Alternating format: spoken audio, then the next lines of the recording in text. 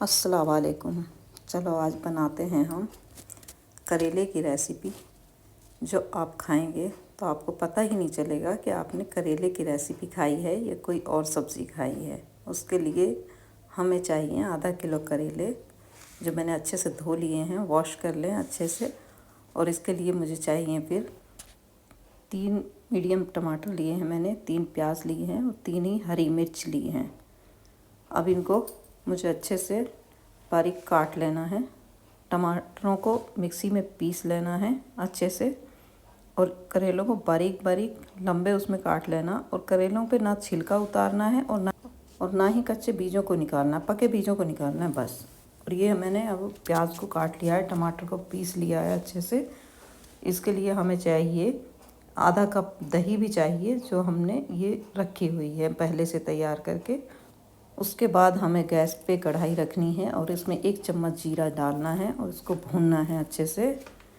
जीरा भूनने लगे तो हमें प्याज डालनी है और फिर प्याज को भी भूनना है, लेकिन प्याज को इतना नहीं भूनना कि जो ब्राउन हो जाए। प्याज को बस थोड़ा सा भूनना है, इतना जो ये सॉफ्ट हो जाए। प्याज को कभी भी करेले में बहुत ज़्यादा नहीं भूनते, वरना ये फिर काली हो जाती है। जब तक करेले डालते हैं हम और करेलों को भूनते हैं, तब तक वो बहुत ज़्यादा काली हो जाती है। इसलिए हमें इसमें ज़्यादा नहीं भूनना।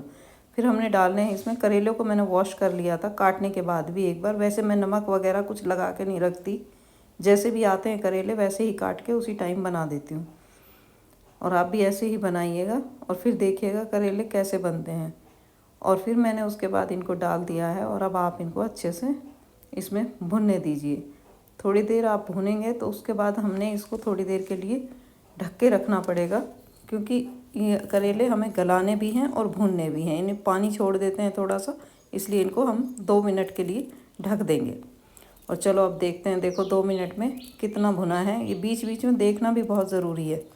मैंने 3 हरी मिर्च ली थी, वो भी काट के मैं डाल रही हूँ अब इसमें, ये भी डालनी है। और फिर इनको अच्छे से फिर भूनना है और कुछ देर के लिए फिर इनको रखना है हमें ढक के। और इसमें मैंने 3 बड़े चम्मच सौंफ डाली है। सौंफ से इसका टेस्ट बहुत अच्छा हो जाता है और सौंफ से इनके जो तासीर है वो भी बदल जाती है। ये ठंडे हो जाते हैं खाने में भी और टेस्टी भी लगते हैं, बिल्कुल अचार जैसा स्वाद आता है इनका। और फिर इसको दोबारा एक बार फिर ढक दें। बीच बीच में इसको देखना बहुत ज़रूरी है, ये देखना भी ज़रूरी है। उगाड़ उगाड़ के बीच बीच में आप इसे चेक भी करते रहें कि भुना है या नहीं भुना है। जब हम इसको भूनते हैं उसी टाइम ये गल भी जाता है। भूनते भूनते ही लगभग ये 60% तक गल जाता है। और देखो अब यह थोड़ा भुनने लगा है। मेरी रेसिपी कोई भी ऐसी नहीं होती जिसमें बहुत ज़्यादा मसाले हों या बहुत ज़्यादा तेल हो या फिर बहुत ज़्यादा करना पड़े उसमें काम। बहुत आसान सा तरीका होता है। ना ही तो करेलों में नमक लगाना है, ना ही इनमें धूप लगानी है, और ना ही इनको कुछ और करना है। आप लोगों को बस सीधा काटना है और काट के धो के वॉश करके सीधा इनको छौंकना है, जैसे कि मैंने आपको बताया रेसिपी में। बस उसी तरह से आपने इन्हें बस भूनते जाना है। बीच बीच में आपको ढकते भी रहना है, ऐसा नहीं है इनको बीच बीच में ढकोगे तो ही ये जल्दी जल्दी भुनेंगे। और गैस को जब ये बनाओ आप सिर्फ प्याज भुनने तक थोड़ा तेज़ रखो, उसके बाद इस गैस को स्लो ही उसमें रखना है, कभी तेज़ नहीं करना है। तेज़ करने से क्या होता है कि नीचे से जलने लग जाते हैं करेले। इनको कभी भी स्लो तेज़ उसमें नहीं पकाना, बिल्कुल स्लो गैस कर दें और धीरे धीरे आराम से इसे पकने दें। ढक दें, आप कोई भी काम कर सकते हैं इसको ढकने के बाद, और ये पकता रहेगा धीरे धीरे। बस इतना है कि इसको आप बीच बीच में देखते रहें। फिर ढक दें, फिर देखें। फिर जब ये पूरी तरह भुन जाता है फिर उसके बाद आप इसमें मसाले डालें, जो मैंने पहले ही निकाले हुए हैं। 2 चम्मच लाल मिर्च, 2 चम्मच नमक और 2 चम्मच धनिया, आधा चम्मच हल्दी। आधा किलो करेलों में लगभग इतना ही गिरता है जो मैंने क्वांटिटी आपको बताई है। 2 चम्मच लाल मिर्च, 2 चम्मच नमक, 2 चम्मच धनिया और आधी चम्मच हल्दी।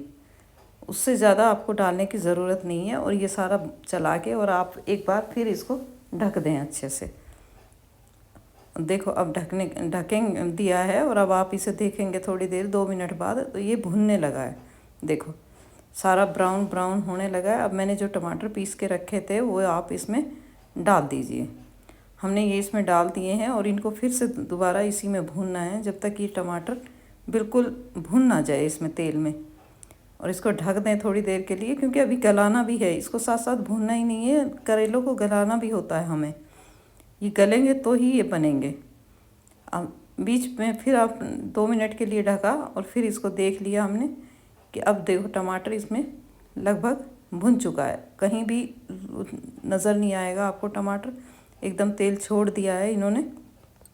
और अब हमने जो ये एक आधा कप दही निकाल के रखा था वो भी हमें इसमें डालना है,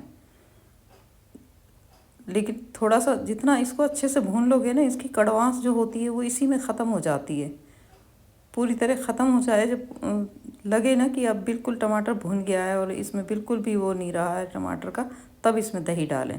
जब तक भुन ना जाए ना टमाटर, तब तक आपको दही डालने की ज़रूरत नहीं है इसमें। और गैस को स्लो ही रखें, तेज़ ना रखें। तेज़ गैस पे बहुत जल्दी जल्दी बन जाता है, भुन जाता है और फिर ये जल जाता है। 2 मिनट के लिए फिर आप इसे ढक दें, दही जब तक इसमें पक ना जाए। अब ये लगभग गल चुका है, इसमें बहुत कम ऐसा होता है कि इतने में नहीं गलता। अगर आपको लगता है कि आपका करेला गला नहीं है तो आप और ढक सकते हैं थोड़ी देर, वरना इतनी देर में ये भूनते भूनते गल ही जाता है। बाकी आप देख लें, एक बार चेक कर भी कर सकते हैं इसे। मेरी रेसिपी आपको कैसी लगती हैं आप मुझे ज़रूर बताइएगा। घर पर बनाओ मेरी रेसिपी को तो एक बार मुझे फ़ीडबैक ज़रूर दीजिएगा कि कैसी बनी।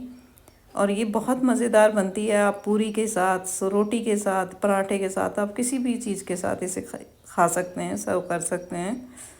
और आप जहाँ से भी मेरी वीडियो देखते हैं प्लीज़ आप मुझे कमेंट में बताइएगा आप कहाँ से वीडियो देख रहे हैं मेरी, और मेरी वीडियो आपको कैसी लगी। अगर मेरी वीडियो आपको अच्छी लगे तो इसे शेयर करना ना भूलें और लाइक करना ना भूलें, कमेंट ज़रूर कीजिएगा। अल्लाह हाफिज़।